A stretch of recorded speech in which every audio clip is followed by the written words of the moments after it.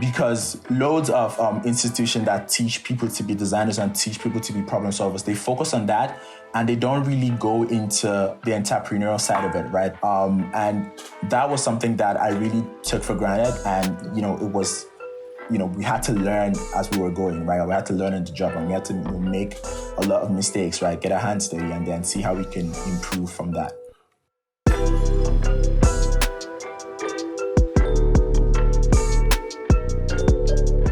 Hello and welcome to the AOU podcast, Entrepreneur Leadership in Africa, where we explore more on being a bold entrepreneur leader.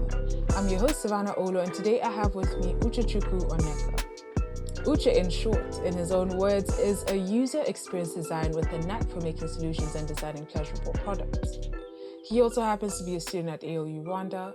Today you'll hear how remarkable his journey has been starting out as a product designer and the growth he's been able to harness throughout the years.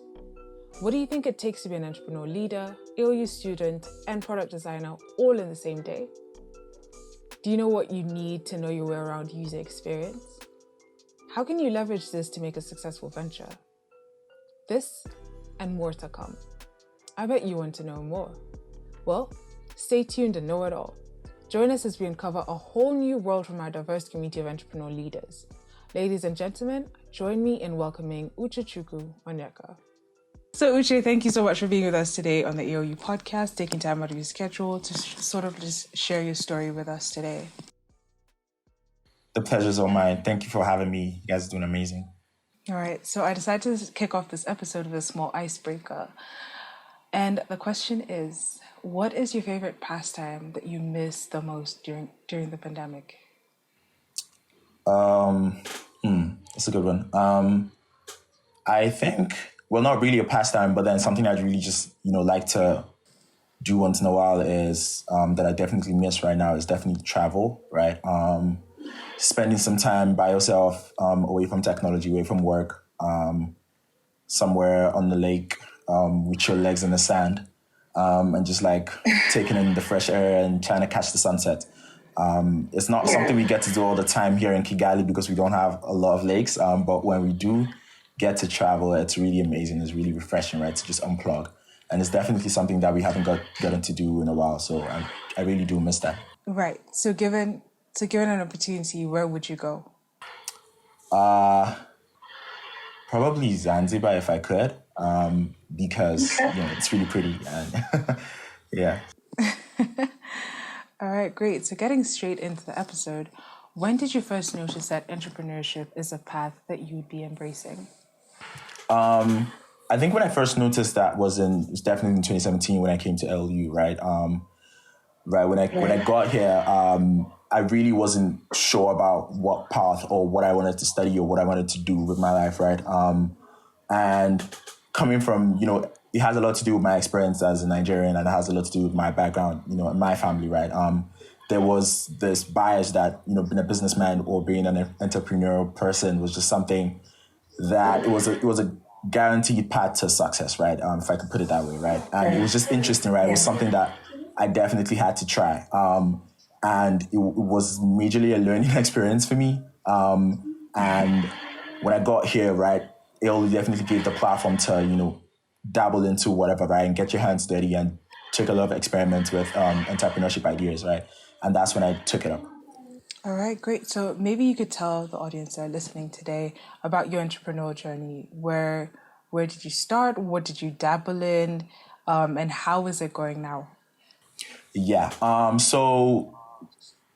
I said, in 2017 when I got here, I was definitely interested in design way before I even got to LU, right? Dabbling in the littlest of things that I could get my hands on, working, as a graphic designer in Lagos, Nigeria, where I come from. And I was just trying to get my hands dirty, right? And trying to practice, right? Trying to do a lot of things, right? And then when I got here, the first thing that, definitely spiked my interest was having the opportunity to get access to, things that could push me forward, right? Like friends who were supportive or who were trying to, buy what I was selling. A working laptop was even something that you wouldn't have thought was of such importance, right? Access to Wi-Fi to go online and learn about design methods or watch tutorials or, watch practice videos, right? These were the things that kind of got me interested in starting out, right? And then initially when the first things that we did, even before we even got to campus, right? I started a little group for the incoming round set, ALU round set, right, in 2017. And then, we just started messing around with a couple of ideas, right, a couple of design ideas, right, with, thinking about how we can get the incoming class excited about knowing each other, right? How can we get the community together, right? And then, next thing we know, I was playing around with t-shirt ideas, right? Playing around with ideas for hoodies and ideas for, things that we could do to get people excited about meeting each other, right? And I remember the first thing that I did that really caught traction was designing a t-shirt with, the map of Africa that had all our names on it. And it was just really interesting to see how I could use design as a tool to bring, not just bring people together, but also make money from selling t-shirts as well. So that was really interesting. That was really exciting to see, right? And then when I got to campus, it was crazy because people were like, oh yeah, what's that? What about that stuff you made? We want to wear it. We want to, because at the time, ALU didn't really have, that many marketing materials, right? Unlike other universities where when you're coming into a new campus, you get, a lot of t-shirts or a lot of hoodies or, branded materials like wristbands or pillows or whatever you get from all the established universities, right? And then people were just really excited with the fact that, they could get, something like a t-shirt with their name on it. And it just gave some sense of belonging, right? Some sense of connection, right? And then, the idea that people were interested in it, right? That there was a need, or like, people wanted to buy into it. People were ready to spend, right? It was lovable to the point that people were ready to spend on a stranger, and take that risk and get something that they really like or something they wanted to wear, right? And, next thing I know, I was looking for printing houses here in Kigali, right? I'm looking for how to get this thing up and running. And that was really when I started to, maximize into design and maximize into, trying to create a brand, not just for myself, right, but then for the early community, right, in 2017.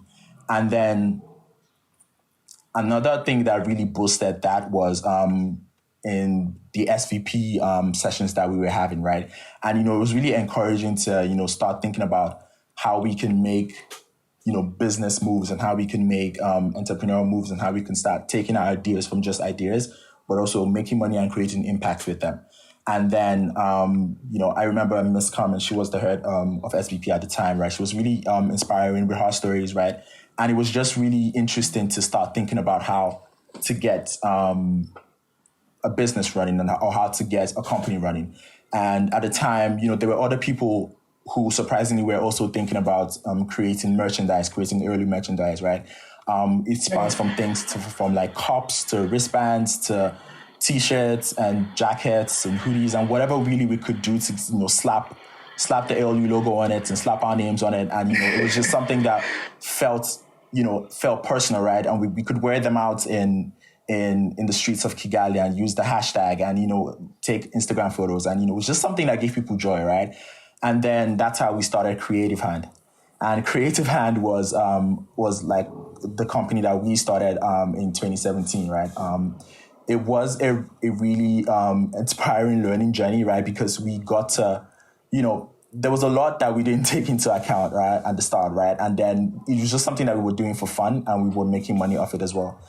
And from Creative Hand, right, that was when I started to, see myself as, as a designer, right? This is something that I wanted to pursue. And then I got the opportunity to consult at Bag Innovation, right, as a design stroke problem solver consultant, right? And what we're doing there was, we're looking at how we could solve problems with design or solve problems with innovation and, working with clients and working with real clients, right? It was not just about making money or having fun or just doing something for the community anymore. It was not about thinking about how you could solve a real problem, solve real clients' problems and, make real impact in a larger workspace or in a larger community, right? That's not just ALU, right? This podcast is brought to you by Venture by ALU, a free course for entrepreneurs. Do you want to know how to overcome entrepreneurial challenges from real-life experiences? Well, Venture is an online course designed for young and aspiring entrepreneurs. It features more than 10 ALU entrepreneur leaders who will guide and inspire young entrepreneurs. You can find Venture on venture.aulueducation.com. Once again, venture.aulueducation.com. Venture, a course for entrepreneurs by entrepreneurs. Now back to our conversation. I think from that you've highlighted the opportunities that you saw and what you have essentially learned from starting your venture. But what would you say were the major challenges that you were facing? I think some of the major challenges that I was facing was, lack of experience, number one, and lack of knowledge of how to merge my interest as a designer and then the pros of a business, right, and things to do in a business, right, the steps and things that the mistakes that people shouldn't be making, right. Because loads of institutions that teach people to be designers and teach people to be problem solvers, they focus on that and they don't really go into the entrepreneurial side of it, right? The business making side of it, the money making side of it, right? And that was something that I really took for granted. And, it was, we had to learn as we were going, right? We had to learn on the job and we had to, make a lot of mistakes, right? Get our hands dirty and then see how we can improve from that. All right. So what would you say are the 3 to 5 key lessons that you wish you knew when starting out? I guess the first lesson that I wish someone has told me was invest in accounting. Or I wouldn't say work with an accountant, but because as a freelancer or as a startup, right, you probably don't have as much money to partner with an actual accountant, but then invest in learning about accounting, right? It saves you a lot of time and a lot of stress, right? Because you're taking charge of how you're spending your money and how you're making your money, right? And also how you're saving your money, how you're investing, right? Money was really important. Thinking about how to, take charge of that experience, right? It was the first time that I was making money as a student, right? As a 19-year-old. It was really interesting, right? And it was really exciting, right? I really didn't even think about what are some of the implications that could come, especially when you're working with partners, right? You're not doing it alone, right? You need to be able to hold someone accountable for the spendings and the inventory, right? Another really important thing, was to create a proposal template. And this was something that I had to learn on my own, right? There's a lot of inquiries and there's a lot of prospective clients, right? And, it's really helpful to create like a template of something that you'd use or samples of your work, right? Like a portfolio or something that you want to, use to get future clients, right? Or something that you use to show proof of the value that you've created in the past, right? And then another advice would be, or something that I thought someone has told me about would be to establish a brainstorming stroke productivity balance, right? The actual reason that we started at first was because we had this really creative idea, right? And it was a brainstorming session, right? We thought about how we could maximize the opportunity for marketing materials and how we can design, right? And use design to solve that problem, right? And just thinking about how you could merge brainstorming activities and also productivity activities was something that I really needed to have heard at the start of my career. And then lastly, it's just, I needed to have been told to be patient and to say no to some of the opportunities, right? Because I was still a student at the time, right? And the excitement of getting to work can really take over your life and your other plans, right? And you need to be able to learn how to say no to some of the opportunities that come your way and focus on the one that has more value or more importance or more priority, right? And not just like dabble into everything at the same time, because that way it'd be easy for you to burn out, or you'd figure out that you're not giving in as much as you're supposed to, or as more productivity levels as you're supposed to give at a time or at a stretch, right? So these are some of the things that I wish that I'd heard at first. Great. So what advice would you give somebody who's aspiring to dabble into UX or actually make it a full-blown career and maybe start a business in that? What advice would you give them? I think one of the most important advice that I'd give is, there's a lot of talk about, finding the right process and, talking about design thinking, human-centered design and user-centered design and all this process that you have to be aware of, right? People talk about reading books and taking courses, right? And, starting with empathy, finding the people problem. But the major thing that, I want to pass across is, although empathy is, usually the way we start, or it's usually the most important starting point, right? It should not be the only way that we get to communicate our value as designers, right? Right. You should learn to not just show the human-centered part of your work. You should also show the dollars or show the money or show the part where businesses would be interested in, right? Because this is what people want to see, especially if you're working as a freelancer or if you're working with clients, right? You want to educate people on what they're going to get, educate your clients on what they're going to get from partnering with you, right? People are interested in the return on investment of UX and what can their business get, right? It's great that you're solving a people problem, but the other side is the business, right? What can the business get? What are they going to, what's the value that you're proposing to them and how does it tie to their mission, right? Especially if you're working as a freelancer or if you're working with many clients at the same time, right? You also want to show the value or show the return of the investment that the client is making on you as a designer and on your solution. All right. I think that's all the time we have for today. Thank you so much for being with us. Is there any other last words that you might want to add or where we can find you on social media if you're interested in connecting with other people? Great. Right. The second one, anyone can find me on social media on Instagram or Twitter at Uchechukwu. It's really easy to spell. And then just some last words, especially for people who are aspiring to get into design, or if you're aspiring to merge design thinking into your entrepreneurial career, right? There are a couple of questions that you need to ask yourself, right? Especially when you're working with digital products or you're working with physical products or products that have users at the forefront, right? There are 3 questions that you need to ask, especially when you're reviewing your product, right? The first is, what is the people problem that you're trying to solve, right? You need to be able to answer this. And, the second is, how do you, know if this is a real problem, right? It's very easy for you to have an idea and, back your way into how your idea solves a problem. But then if this is a real problem, you need to be able to validate that's a real problem and then reverse into a people-focused solution, right? And you can do that through qualitative evidence or quantitative evidence, right? Research and looking at, the numbers and how you can track, what was happening before versus what would happen when your solution is in place, right? And then, the last part is, how would you know if you've eventually solved this problem, right? How would you track or how would you measure success, right?